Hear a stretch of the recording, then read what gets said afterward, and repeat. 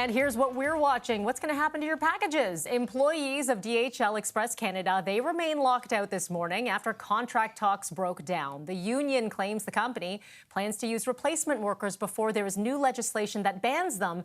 By the way, that doesn't take effect until later on this month. So let's break this all down for you. Our Alessandro Carnera is joining us live at a DHL service point in downtown Toronto with the very latest on what's happening within these talks. Help us figure this one out.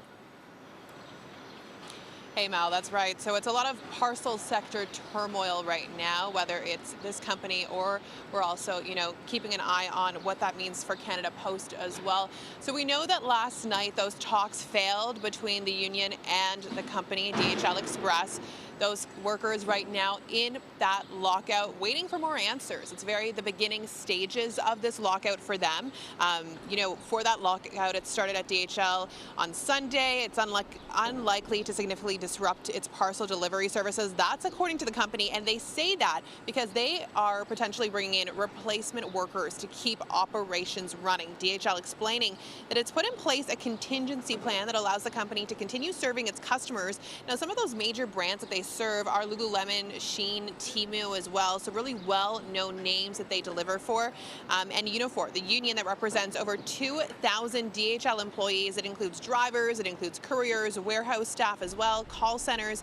They're condemning the use of those temporary workers to replace their unionized staff as this is ongoing.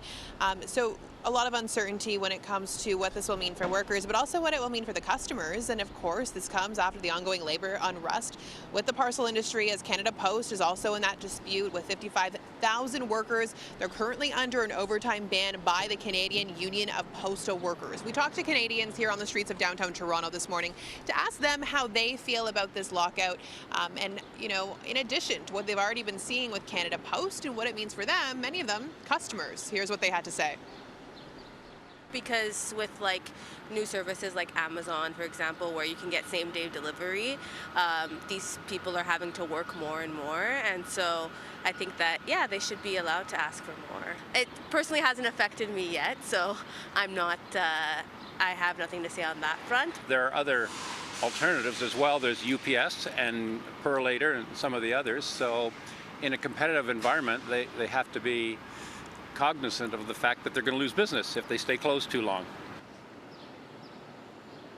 Now, another interesting point to note here is that when it comes to DHL, they're also part of the Formula One Canadian Grand Prix in Montreal. So they are part of the delivery team that brings those cars to the Grand Prix. They say that this won't impact their delivery service for those vehicles, and it will be business as usual. And when it comes to the 2,000 workers who are, the most affected by this lockout, well, they're just waiting to find out more information, and it's a wait-and-see situation for them. Mal. Okay, appreciate this update, Alessandra. Thank you.